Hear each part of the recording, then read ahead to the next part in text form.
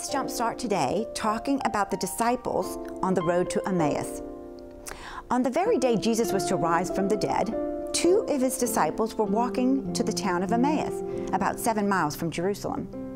Feeling distraught, they talked and discussed all of what had happened leading up to the death of Jesus. Then Jesus appears and walks along with them, but the two men were not allowed to recognize him. Jesus asked them, "What's this I hear you discussing with each other as you walk?" One of the disciples said, "You must be the only person in Jerusalem who doesn't know what has just happened there." Jesus said, "What are you talking about?" They explained the events which led up to Jesus being nailed to a cross. They said, "We were hoping that he would be the one to free Israel. But then all this happened.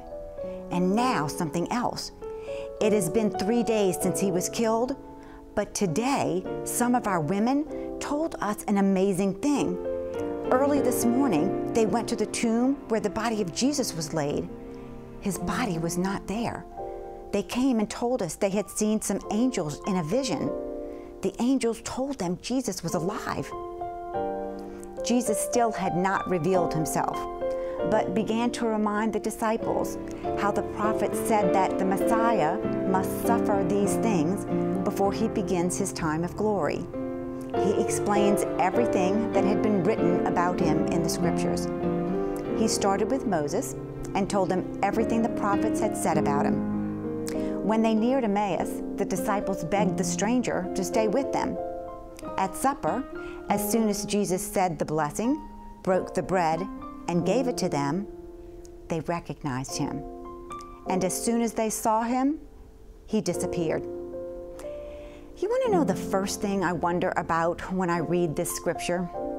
I wonder how many roads I've walked down in my life that Jesus came up, walked alongside me, and I, like the disciples, didn't have a clue who he was.